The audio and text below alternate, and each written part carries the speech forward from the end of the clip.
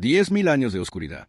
Eso es lo que hay entre el mundo que pudo haber sido y el mundo en el que naciste. Hace 10.000 años, el emperador de la humanidad, un ser de poder psíquico incomprensible, el más grande de su especie, el guardián de la llama de la civilización humana, fue traicionado por su hijo más brillante. Fue destrozado en una batalla que sacudió la realidad misma. Y desde entonces, desde ese momento exacto, ha estado sentado en el trono de oro de Terra. No gobernando, no viviendo, sobreviviendo. Una máquina que requiere el sacrificio diario de 1.000 almas psíquicas para mantener encendida la última luz que guía a las naves humanas a través del horror del warp. Un cadáver que respira. Un dios que ya no puede hablar, que ya no puede moverse, que solo existe porque detenerlo significaría el fin de todo lo humano. Y a su alrededor, el imperio. 1 billón de mundos. Más, quizás. Nadie lo sabe con certeza porque el imperio es tan vasto que ni sus propios registros están de acuerdo. 1 billón de mundos gobernados por una burocracia tan antigua y tan calcificada que el papeleo para autorizar la reparación de un puente puede tardar más que el puente en derrumbarse por completo. Mundos que viven bajo la doctrina del culto imperial. El emperador es Dios, la humanidad es su grey, la herejía es el peor de los crímenes, y la muerte en su nombre es el mayor honor. No lo cuestiones, nunca lo cuestiones. ¿Y el universo alrededor de este imperio? Ahí es donde las cosas se ponen verdaderamente oscuras. Existe el warp. Una dimensión paralela hecha de emoción pura, de pensamiento y sentimiento destilado en una sustancia que no es materia ni energía, sino algo peor que ambas. Las naves humanas viajan a través del warp para cruzar las distancias insalvables del espacio. Pero el warp no es vacío. El warp está habitado. Los dioses del caos viven ahí. Korne, el señor de la sangre, que se alimenta de cada grito de batalla y cada vida cegada. Tsench, el cambio de formas, que manipula destinos y teje conspiraciones que abarcan milenios. Nurgle, el señor de la plaga, que extiende su amor putrefacto por cada rincón de la creación. Slanes, el príncipe de placer, cuyo solo nombre es peligroso pronunciar. Y sus siervos, los demonios, los marines del caos, los mortales corrompidos que vendieron sus almas a cambio de poder y recibieron exactamente lo que pidieron. Pero el caos no es tu único problema. Existen los senos, los orcos, seres fungoides que viven para la guerra, que se reproducen con esporas, que crecen más fuertes con cada batalla ganada y que no tienen concepto de la derrota porque un orco muerto es simplemente un orco que ya no participa. Pueden conquistar un sistema entero con entusiasmo puro y la vaga noción de que más grande es mejor. Los Eldars, una raza antigua que alguna vez dominó la galaxia, cuya decadencia despertó a Slanes y destruyó su civilización en un instante. Lo que queda son remanentes amargos que saben que su tiempo ha pasado y que odian a la humanidad por ocupar el espacio que ellos dejaron. Los tiránidos, quizás lo más aterrador. No una civilización. Una fuerza de la naturaleza cósmica, un enjambre de dimensiones fuera de la galaxia que viene a consumirlo todo. No quieren tu mundo, quieren la biomasa de tu mundo, quieren disolverte en la materia prima que necesitan para crear más criaturas que disuelvan el siguiente mundo. Y los necrones, esqueletos de metal que durmieron durante 60 millones de años y que están despertando ahora, hambrientos de la esencia vital que les fue robada cuando vendieron sus almas para convertirse en lo que son. En este universo, bajo esta luz que se apaga lentamente, en este imperio que se sostiene por inercia y fe ciega y la sangre de incontables millones, naciste tú. ¿En qué tipo de mundo? Eso depende. Y de eso depende todo lo que viene después. Naciste en un mundo de colmena. Un mundo colmena. El tipo más común de hogar para los ciudadanos del imperio, y probablemente peor, aunque el peor en el contexto del año 40.000 es una competición extremadamente reñida. Imagina una ciudad. Ahora imagina esa ciudad creciendo hacia arriba durante 10.000 años sin plan. Sin arquitecto que supervise el conjunto. Sin nadie que diga suficiente, aquí nos detenemos. Torres apiladas sobre torres. Estructuras soldadas a estructuras más antiguas que ya nadie recuerda quién construyó. Un edificio que tiene 30 pisos que descansan sobre los restos de un edificio de 20 pisos que a su vez descansa sobre lo que fue otro edificio. Capa sobre capa, hasta que la base es un lugar donde la luz del sol nunca llegó en 500 años. La ciudad colmena se extiende hasta más allá de donde alcanza la vista y sube hasta más allá de donde alcanzan las nubes. Y tú naciste en el fondo. No en la cúspide donde los nobles respiran aire filtrado y comen comida real y contemplan el universo desde ventanas de cristal blindado. No en los niveles medios donde los técnicos y los comerciantes y los funcionarios de menor rango viven vidas de monotonía rutinaria pero al menos sobreviven. Naciste en los niveles bajos. El lugar donde la luz artificial lleva décadas fundida y nadie la ha reemplazado. Donde el suelo es una amalgama de materiales que nadie podría identificar a estas alturas. Donde el aire huele a metal, a descomposición orgánica, a los humos que suben de los niveles industriales aún más abajo, y a algo más que aprenderás a reconocer con el tiempo, el olor del miedo humano concentrado en cantidades industriales. Tus padres. Tu padre trabaja en una de las plantas de procesamiento de los niveles medios bajos. Sube todos los días por escaleras que tienen señales de mantenimiento que llevan años sin cumplirse. Trabaja 12 horas en un turno de ruido y calor y piezas de maquinaria que podría matarlo en un segundo de distracción. Y vuelve con las manos llenas de cortes que nunca sanan del todo porque en los niveles bajos el agua limpia es un lujo y los medicamentos son algo que pides al emperador en tus oraciones. Tu madre es quien te mantiene cuerdo.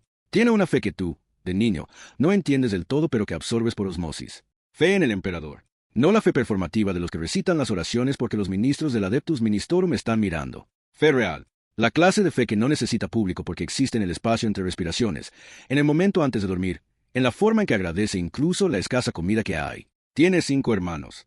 4 en la actualidad.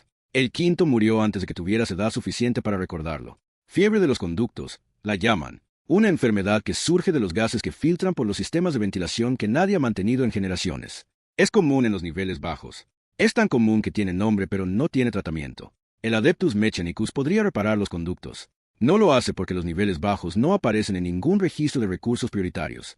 Tus primeros años de educación no son formales. La educación formal existe para los hijos de los niveles medios, de los nobles, de los que importan en la jerarquía del imperio. En los niveles bajos, la educación es lo que te transmiten los mayores que todavía siguen vivos y que por lo tanto demostraron entender algo sobre cómo sobrevivir. La primera lección, nunca vayas solo más allá de la cuarta intersección. La segunda lección, si escuchas los cánticos de una banda antes de verlos, cambia de dirección.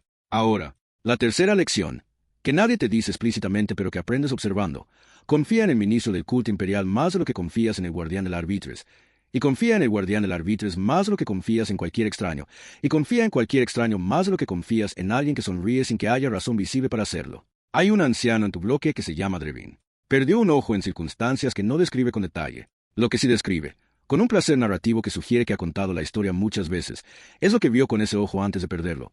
Las guerras de pandillas que definieron los niveles bajos hace 20 años. Los enforcers llegando en sus vehículos blindados. Los cuerpos en los conductos. El emperador protege a los que se protegen primero, dice Drevin. Siempre. Es la forma más pragmática de la fe que habrás escuchado en tu vida, y la más honesta. Hay algo más que aprendes en tu infancia en los niveles bajos, algo que no tiene nombre oficial pero que está presente en cada conversación, en cada mirada compartida entre adultos, en cada pausa cuidadosa antes de opinar sobre algo. El imperio te vigila, no de una forma vaga y metafórica, de una forma muy concreta. Hay niveles de la sociedad imperial dedicados exclusivamente a encontrar herejía, traición, debilidad psíquica. La Inquisición. Un poder que existe por encima de todo lo demás, que responde solo al emperador, y que puede condenar a un mundo entero si considera que la contaminación es suficientemente grave. No necesitas entender todo esto de niño. Solo necesitas saber que las palabras equivocadas en el momento equivocado ante la persona equivocada pueden hacer desaparecer a alguien. Esa lección la aprendes antes de los 7 años. Y nunca la olvidas. Tienes 9 años cuando ves tu primer culto. No lo reconoces como tal de inmediato. Los cultistas del caos no llevan señales que digan lo que son. Empiezan siendo vecinos. Empiezan siendo la persona de nivel de abajo que te prestó algo una vez y que siempre tiene una sonrisa un poco más amable que la norma en los niveles bajos. Lo que notas primero son los cambios.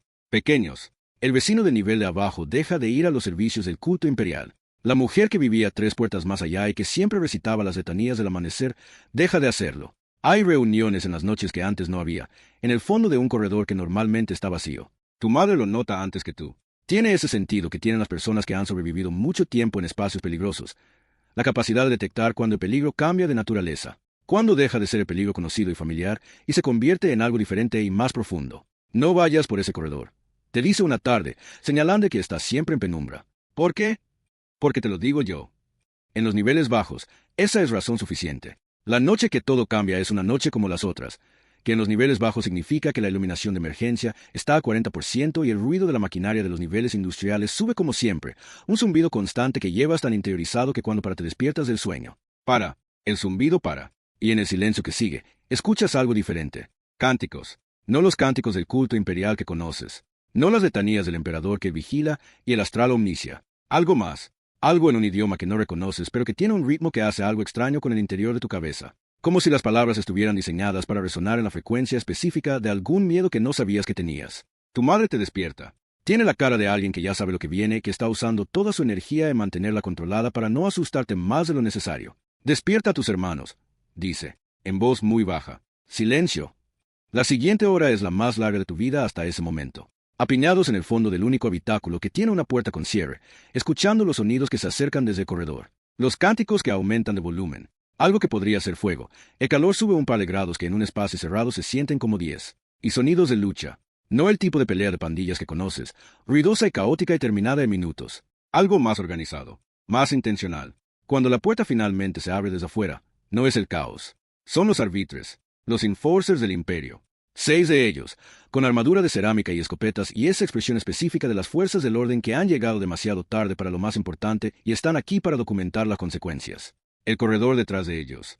No mires el corredor. Tu madre te coloca delante de ella de forma que tienes que hacer un esfuerzo activo para ver alrededor de su cuerpo. Quizás por eso lo que ves es solo un fragmento, solo los bordes de lo que fue. Suficiente. Los días siguientes ocurren con esa cualidad específica de Sok.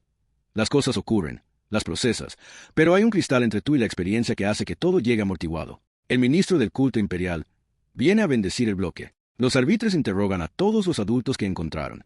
Hay nombres que desaparecen de la lista de residentes del bloque.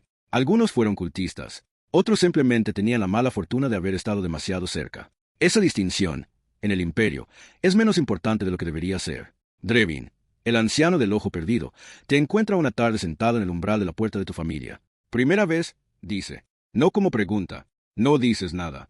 No la última, dice. Y se va. No es crueldad. Es información. El tipo de información que los niveles bajos transmiten a sus hijos en el único lenguaje que funciona aquí. El lenguaje directo de lo que es, sin suavizarlo para hacerlo más manejable. No lo hace más fácil, pero te prepara. Y preparar es lo más cercano a proteger que los niveles bajos pueden ofrecer. Tienes 12 años cuando decides que no vas a morir en los niveles bajos. No como declaración dramática, como evaluación práctica. Llevas 12 años observando este lugar y la conclusión es sencilla. Las personas que mueren aquí mueren de una cantidad muy limitada de causas. Enfermedad, violencia de pandillas, accidente industrial, culto del caos, y la variante más lenta e invisible de todas, la resignación. El momento en que alguien decide que esto es todo lo que habrá y deja de hacer el esfuerzo de imaginar algo diferente. Esa última, decides, no va a ser tuya. El problema es que las opciones de salida de los niveles bajos son también muy limitadas. La más obvia es el servicio militar. El Astra Militarum, el ejército imperial, recluta con regularidad. Llegaron la última vez hace 3 años, con sus oficiales de reclutamiento en uniformes que en los niveles bajos parecen imposiblemente limpios, y se llevaron a 42 personas del bloque. Algunos iban voluntariamente. A algunos los llevaban de formas que no exactamente la voluntariedad describe. El servicio en el Astra Militarum tiene una esperanza de vida que nadie te cita directamente pero que puedes calcular. De los 42 que se fueron hace 3 años, han llegado 4 cartas. 4. 3 dicen que el destinatario cayó por el emperador en algún mundo cuyo nombre no reconoces. La cuarta es el destinatario mismo, y llegó hace 2 años y no ha llegado ninguna otra desde entonces. Eso es una tasa de comunicación que no inspira optimismo. Pero el servicio al emperador es el servicio al emperador, y la alternativa en los niveles bajos no inspira más optimismo que eso. Empiezas a prepararte. No esperas al reclutamiento. Empiezas a entrenar solo, con lo que tienes disponible, que en los niveles bajos es básicamente tu propio cuerpo y los obstáculos de la arquitectura deteriorada. Correr, resistencia, fuerza en brazos y piernas que necesitarás si quieres sobrevivir las primeras semanas en cualquier campo de entrenamiento militar que el imperio haya diseñado, que diseña de la forma en que el imperio diseña todo, con la suposición de que los recursos son infinitos y la vida humana individual es el recurso más prescindible de todos. Encuentras a alguien que te enseña a pelear. No Drevin, aunque Drevin observa con la aprobación silenciosa de alguien que reconoce la decisión correcta cuando la ve. Una mujer de nivel 3 que se llama Arken y que antes de terminar en los niveles bajos por razones que tampoco explica con detalle estuvo en algún servicio que le dejó los reflejos de alguien acostumbrado a responder antes de pensar. Arken no te enseña el tipo de combate que aparece en los solitos de los nobles. No hay gracia. No hay elegancia. Lo que te enseña es brutal y simple y efectivo. Cómo terminar una situación en el menor tiempo posible de la forma más económica en energía. Cómo leer cuando alguien va a atacar 2 segundos antes de que lo haga. Cómo usar el entorno como extensión de tu propio cuerpo. En los niveles bajos nadie se muere de un golpe justo, te dice Arken. Se mueren de estar en el lugar equivocado. Así que lo primero que aprendes es estar en el lugar correcto. Geometría de peligro, lo llama. También te enseña otra cosa que resulta más importante que cualquier técnica de combate, a leer personas. A distinguir entre el peligro que ya decidió actuar y el peligro que todavía está evaluando. Entre la agresión real y la agresión performativa. Entre alguien que miente y alguien que dice la verdad, pero que la verdad de la que dispone está incompleta. A los 14 años tienes tu primer encuentro con algo que no es humano. No los senos. Algo peor, en cierta manera, porque viene de dentro. Un mutante. En el imperio, los mutantes son una categoría amplia y terrible. Las radiaciones del warp, las toxinas, las generaciones de exposición a los ambientes industriales más hostiles. Todo eso produce variaciones en el cuerpo humano que el imperio clasifica con una palabra y trata con una política. Exterminatus. No de planetas, en este caso, de personas. El mutante es una niña. Tiene más o menos tu edad. Vive 2 niveles más abajo, en un espacio que no aparece en ningún registro de vivienda porque es literalmente el interior de un conducto de ventilación inactivo. La encuentras por accidente cuando exploras rutas alternativas de los niveles bajos. Lo haces porque Arken te enseñó que conocer el terreno es conocer tu supervivencia. Se llama, te dice, ¿ves? Tiene un tercer ojo. En la nuca, cerrado la mayor parte del tiempo. Funcional, te dice, cuando la quieres o la leen en cierto tipo de oscuridad. En el imperio. Eso es una sentencia de muerte. Los arbitres la buscan, no porque haya hecho nada, sino porque es lo que es. El credo imperial es absolutamente claro sobre esto. La mutación es señal de la influencia del caos, y la influencia del caos es herejía, y la herejía se extermina. Los días que sigues visitando Ves son los primeros en que realmente entiendes la diferencia entre la ley y la justicia en el imperio del hombre. La ley es clara. La ley diría que Ves es un peligro y debe ser eliminada. La justicia.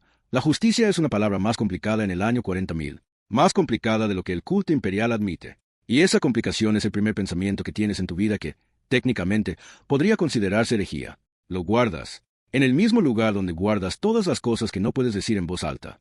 Tienes 16 años cuando llega la tite. El diezmo imperial. El impuesto más brutal que un imperio puede cobrar. No dinero, no recursos, no tierra. Personas. El imperio de vez en cuando necesita llenar las filas del Astra Militarum y envía a los mundos sus cuotas de carne. Tu mundo tiene que entregar 150.000 reclutas. De la ciudad colmena donde vives, la cuota asignada a los niveles bajos es la más alta. Por razones que ningún funcionario explica pero que cualquier persona que haya pensado 5 minutos en la mecánica del imperio puede deducir.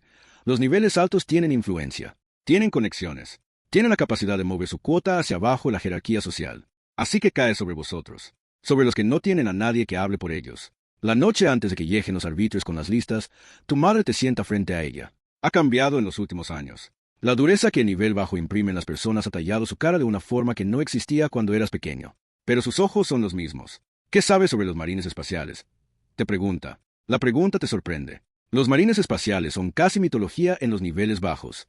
Seres que eran hombres y que un proceso de transformación incomprensible convirtió en algo diferente. Más grandes. Más fuertes. Con órganos que no existen en el cuerpo humano normal. Guerreros de una escala que los soldados normales no pueden alcanzar. Lo que sabe cualquiera, dices. Los exploradores vinieron al bloque hace 3 días, dice. Cuando no estabas. Los exploradores de los capítulos de marines espaciales buscan candidatos entre los jóvenes. Niños y adolescentes con el perfil físico y mental adecuado para sobrevivir el proceso de transformación. El proceso mata a la mayoría. Pero los que sobreviven se convierten en algo que ningún diezmo imperial puede reclamar.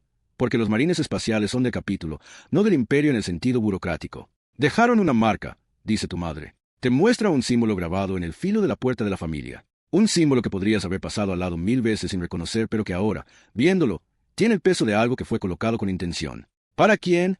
Preguntas, aunque la respuesta ya la sabes. Tu madre no dice nada. 3 días después, antes del amanecer, antes de que lleguen los arbitres con las listas del diezmo, alguien llama a la puerta. 2 hombres, o algo que fueron hombres. Están vestidos con trajes sin marcas, pero hay en su forma de moverse algo que trasciende lo que cualquier entrenamiento normal puede producir. Son demasiado eficientes. Sus ojos procesan el entorno de una forma que puedes ver aunque no puedas describir exactamente. Son neófitos de un capítulo de marines espaciales. Están aquí por ti. La despedida de tu madre dura 30 segundos. No porque no haya más que decir, sino porque en 30 segundos se puede decir lo que importa sin que la emoción tenga tiempo de tomar el control. Te abraza de una forma que registras más tarde, porque en el momento estás demasiado ocupado procesando todo lo demás. Te dice algo al oído. El emperador no te abandonó, ni yo tampoco. Y te vas. No miras atrás. No porque no quieras, sino porque aprendiste de Arken que mirar atrás en el momento equivocado puede ser el último error que cometas. El proceso de convertirse en marine espacial tiene un nombre que los capítulos tratan con la reverencia de lo sagrado. Lo llaman la prueba. No hay una sola prueba. Hay una secuencia de ellas que se extiende durante años y que va introduciendo en tu cuerpo los Enesid, los órganos sintéticos que son la herencia de primarca de cada capítulo, mientras simultáneamente te somete a las condiciones más extremas imaginables para ver si tu mente y tu cuerpo pueden sostener la transformación. La primera fase dura 18 meses. Es entrenamiento físico en una escala que hace que lo que hacías en los niveles bajos parezca un paseo recreativo. Los neófitos, los candidatos, lo que todavía eres, entrenan 20 horas al día. No como exageración, como política. Las 4 horas restantes son para procedimientos médicos que implican la implantación secuencial de los nuevos órganos, y el dolor de esos procedimientos es suficiente para que no sean exactamente descanso tampoco. Hay 43 neófitos en tu cohorte cuando empezáis. Algunos vienen de mundo esferal, planetas donde la tecnología apenas existe y los jóvenes crecen luchando contra depredadores con armas primitivas desde que aprenden a caminar. Otros, como tú, son hijos de mundos colmena. Otros son de mundos agrícolas, de flotas nómadas, de hábitats espaciales. Todos tenéis en común exactamente una cosa. Sobrevivisteis algo lo suficientemente brutal como para que los exploradores del capítulo os pusieran en una lista. Aprendes a conocer a algunos de ellos. Kael es de un mundo feral. Tiene cicatrices rituales en los brazos que representan los animales que mató para ganarse el derecho de llevar el nombre de adulto en su cultura. Habla poco y observa mucho. Cuando habla, dice exactamente lo que piensa sin rodeos, que en el contexto del entrenamiento es una cualidad que el sargento Drew valora sobre casi cualquier otra. Pryor viene de otro mundo colmena, pero no de los niveles bajos. Viene de los niveles medios, donde su familia tenía algún tipo de posición técnica. Tiene un cerebro que procesa información de forma más rápida que cualquier persona que hayas conocido. Durante el primer mes, antes de que el entrenamiento físico empiece a compensar las diferencias de partida, Pryor tiene resultados que hacen que los instructores lo miren de una forma específica. Esa forma que miran a alguien que podría ser excepcional, o que podría colapsar bajo el peso de sus propias expectativas. Los meses avanzan. El Geneseed empieza a tomar. El proceso no es limpio. El Geneseed es tecnología biológica de una complejidad que el imperio actual apenas comprende y en muchos casos ya no puede replicar. Solo puede usar lo que tiene. Y lo que tiene, en tu capítulo, es un linaje que lleva 10.000 años implantándose en candidatos con tasas de éxito que los apotecarios registran en libros que nadie más puede leer.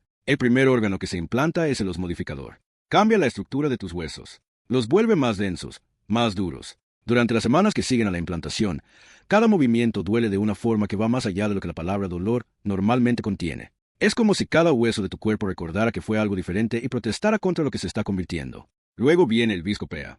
El Aquiles del viscopea. Sistemas que cambian tu metabolismo, que modifican tu visión, que empiezan el largo proceso de separar lo que eres de lo que un humano normal puede ser. 11 meses después del inicio del proceso, durante una sesión de entrenamiento que simula condiciones de combate en un entorno de baja gravedad, Pryor cae. No cae en el sentido de tropezar y levantarse. Cae en el sentido de que su cuerpo rechaza el último Geneseed implantado y en el espacio de 4 minutos pasa de estar corriendo al ritmo de todos los demás a no estar corriendo en absoluto. Los apotecarios llegan rápido. No rápido suficiente. La cohorte que empezó con 43 neófitos lleva ahora 11 meses y tiene 28. Kael te mira cuando llevan a Pryor. No dice nada. Lo que dice su mirada es lo mismo que dijo Drevin en los niveles bajos.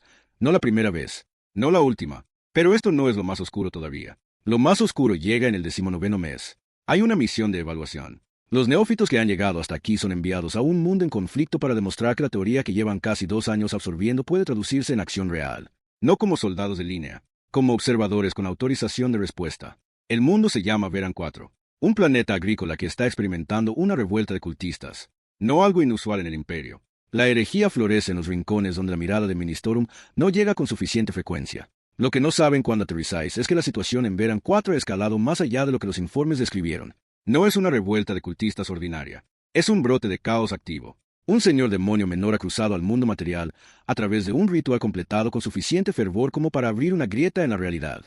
Una grieta pequeña, pero suficiente. Los demonios no son como los enemigos que has enfrentado en el entrenamiento. El entrenamiento simula. Los demonios no simulan. Los demonios son manifestaciones de entidades que existen fuera de la física que conoces, que no se mueven como cosas físicas se mueven, que pueden susurrarte cosas desde el interior de tu propio cráneo si les das la oportunidad de establecer contacto. Durante las 48 horas de la misión en Veran 4, tu cohorte pierde 9 neófitos más. Kael está vivo cuando termina. Tú estás vivo cuando termina. 19 de 43. Esa noche, en el transporte de vuelta a la fortaleza monasterio de capítulo, Kael y tú no dormís. Estáis sentados en el suelo metálico del compartimento de carga, y el silencio entre los dos tiene el peso de todo lo que compartisteis en los últimos 19 meses, y que ya no está aquí para compartirlo con vosotros. Piensas en Pryor, en su cerebro que procesaba más rápido que el de nadie. Piensas en los nombres que ya no puedes decir porque en el capítulo los muertos se honran en los registros, no en las conversaciones. Y piensas, por primera vez desde que saliste de los niveles bajos, en tu madre. ¿Sigue en el nivel bajo? ¿Llegó el diezmo? ¿Fueron tus hermanos? No tienes respuesta. Probablemente nunca la tendrás. Los marines espaciales no tienen familia, no en el sentido en que los humanos normales usan esa palabra. La familia es el capítulo. El pasado es el pasado. Pero el pasado está ahí de todas formas, en el espacio entre pensamientos, en la voz de tu madre diciéndote algo al oído en 30 segundos que fue todo lo que quedó del tiempo que tuvisteis juntos. El emperador no te abandonó.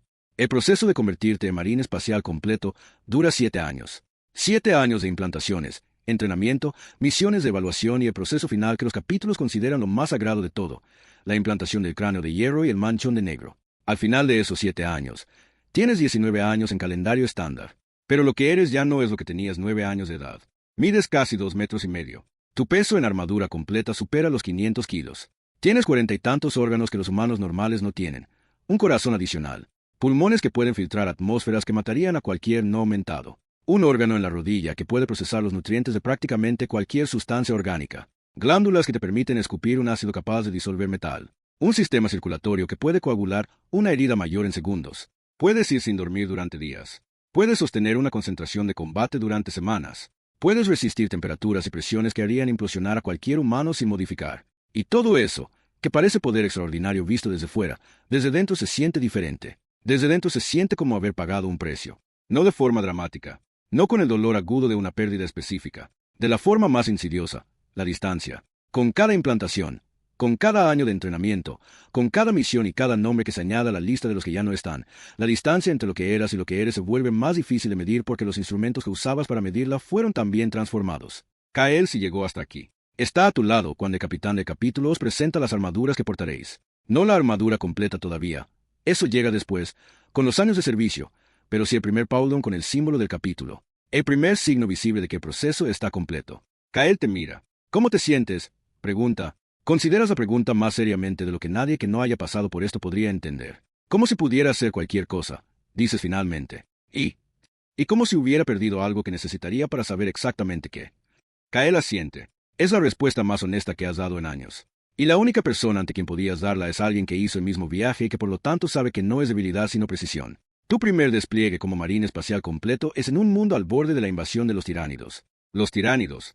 Si los demonios del caos son el horror de lo que puede corromperse, los tiránidos son el horror de lo que no tiene nada que corromper. No tienen motivación que negociar. No tienen comando que decapitar para desorganizarlos. Son una mente colmena que se extiende por la galaxia como un tumor que no sabe que es tumor. Consumen, transforman, se multiplican. El mundo se llama Sotis 3. Un planeta de colonos, 400 millones de personas que llevan 3 generaciones construyendo algo que en el año 40.000 es casi un milagro.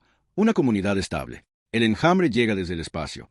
Y lo que hace el enjambre a Sotis 3, lo que presencias durante la defensa de ese mundo, es algo que no tiene marco de referencia en ningún lenguaje que hayas usado antes. La biomasa de un planeta entero, la vida de cada árbol, de cada animal, de cada ser humano, siendo lentamente convertida en el material que el enjambre tiránido necesita para fabricar más organismos que consuman el siguiente mundo. Defiendes, luches, haces todo lo que tu transformación te habilita para hacer. 400 millones de personas. Cuando el capítulo recibe la orden de retirada porque el planeta está perdido y mantener marines espaciales en un mundo condenado es un desperdicio de recursos, hay un momento en el que estás en el umbral del transporte y miras atrás y ves el horizonte de Sotis 3, y el horizonte ya no es un horizonte, sino una ola de biomasa tiránida que se mueve a velocidad impresionante hacia donde hace un momento estabas tú. Y en ese momento, con todo lo que eres, con toda la capacidad de procesamiento que tus órganos modificados y tu entrenamiento de 7 años te dan, no puedes hacer nada con lo que ves excepto registrarlo. Entras al transporte. La escotilla se cierra.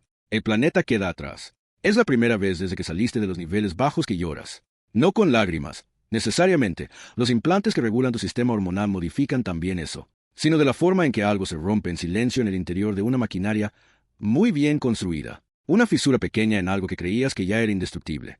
Han pasado 30 años desde que saliste de los niveles bajos. 30 años. En ese tiempo has estado en 16 mundos diferentes. Has luchado contra orcos, contra cultistas del caos, contra tiránidos, contra marines del caos que alguna vez fueron lo que tú eres ahora y que en algún punto del camino encontraron algo que consideraron mejor que servir al emperador. Kael sigue vivo. De los 19 que completamos el proceso, quedan 11. Los otros 8 cayeron en servicio durante los 30 años que siguieron, en mundos cuyos nombres ya no siempre recuerdo al instante, pero que están todos registrados en el libro de memoria del capítulo, en esa caligrafía que los capellanes trazan con pigmento negro sobre páginas de piel curtida. Sus nombres están ahí. Eso es todo lo que el año 40.000 puede ofrecer a sus muertos, que alguien recuerde el nombre. Esta noche estás en la fortaleza monasterio del capítulo, no en misión, en uno de los periodos de regreso que ocurren entre despliegues y que son, teóricamente, tiempo de mantenimiento y recuperación. En la práctica son tiempo de pensar, que puede ser más difícil que el combate porque el combate tiene la misericordia de requerir toda tu atención mientras dura. Hay una ventana en la torre donde te sientas a veces. Desde ella puedes ver el cielo del planeta sede del capítulo. Un cielo que en este momento es negro y lleno de estrellas. No el cielo semivisible de los niveles bajos de un mundo colmena. El cielo real, completo, con toda su indiferencia y toda su escala. Piensas en la persona que eras antes. No con nostalgia, exactamente. La nostalgia requiere creer que lo que fue podría haber continuado, y los niveles bajos no ofrecían continuación en ninguna dirección que mereciera el nombre. Piensas en esa persona con algo más parecido al reconocimiento que tiene el arqueólogo ante un fragmento de algo que fue parte de algo más grande, útil para entender, pero no para reconstruir. Piensas en tu madre. Nunca volviste a saber nada de ella. No es inusual. Los marines espaciales no pueden mantener esos lazos, y aunque el capítulo no lo prohíbe explícitamente de la forma en que lo hacen algunos, la realidad práctica de una vida que se mueve de mundo en mundo, de conflicto en conflicto, hace que los lazos de pasado se aflojen solos. Pero ella sigue ahí, en el espacio interno que ningún Genocida ha podido modificar, ese lugar donde guardabas las cosas que no podías decir en voz alta en los niveles bajos. Sigue ahí con sus 30 segundos de despedida y sus palabras al oído. ¿Qué significa sobrevivir en el año 40.000? ¿Has pensado en esto más que en cualquier otra cosa que no sea táctica inmediata? ¿Has pensado en ello en las horas de insomnio entre misiones, en el silencio de los compartimentos de carga de los transportes, en los momentos de espera antes del combate cuando la mente tiene un segundo de libertad y usa ese segundo de la forma menos útil posible? Preguntando.